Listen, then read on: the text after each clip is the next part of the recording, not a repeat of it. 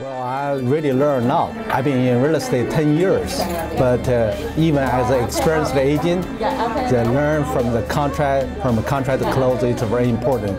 Contract to close, y'all know entails so much. You've got clients out there, you're working together for that common goal of getting this transaction closed. So if you're fighting along the way, if you're fighting along the way during negotiations, imagine how the contract to close process is going to be too. So get off on the right foot. You know, remind them that it is a buyer beware state and they need representation. They need somebody looking out for them in their best interest when they're looking for a home, going to purchase a home. Do not ever guarantee your buyer that they will get their earnest money back.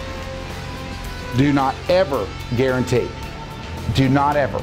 Who believes in creating a sense of urgency? You've got to create a sense of urgency. You know, you ever heard get it while it's hot? I mean, seriously, the buyer wants the house, the seller obviously wants to do what, especially in this market? They want to get it sold. So, also, oh my goodness gracious, if somebody says, let me sleep on it, you're screwed. Time for seller acceptance. Be sure you specify the time for acceptance. A lot of people don't do this. The last thing you want to do is put 7 days or 14 days and you got to extend something stupid, just like earnest money. Don't haggle over the simple crap. Put the closing date on there and be done. This is important, guys. Make sure the closing date will work with your buyer's schedule. And then here's a little tip.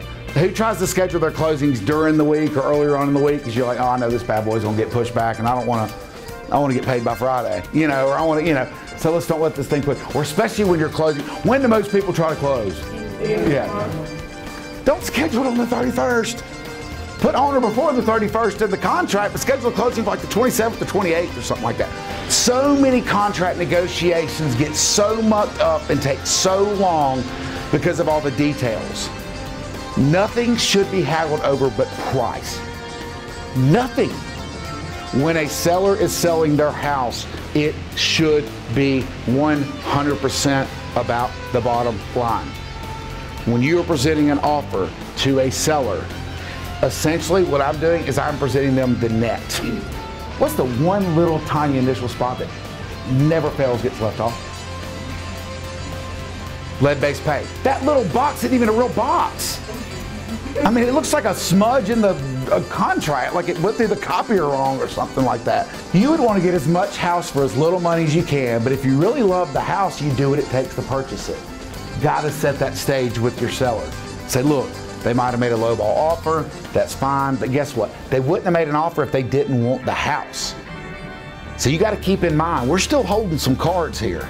The closing company, anybody that's involved in this transaction whatsoever and creating a group email chain. Is anybody doing that? If you do that throughout the entire contract to close process, you will see little to nothing slip through the cracks. Who goes on the inspections because they feel like they should be there for their client? Awesome. Don't go. Don't go.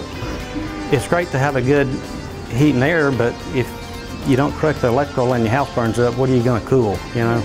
Yeah. So you got to balance things out. Don't let people throw something, too much importance on some and not enough on other things. Especially to the newer agent, if you want to grow your income, want to learn more and grow your business, this is a good place to learn. When they would ask me, will you reduce your commission, and I would stand firm. A lot of the comments that I would make, and there's a lot of tips and tricks you can do, but it's just say, look, you know, what would it say about me if I gave in to you right now on negotiating my commission, when at some point I'm going to be representing you, hopefully, in negotiating an offer and a contract. Don't you want somebody that's going to stand firm with what they believe is fair? I'm telling you, you will earn so much respect right out of the gate. If you come in as a discount broker, they're going to think you're the same thing when it comes down to the negotiating that.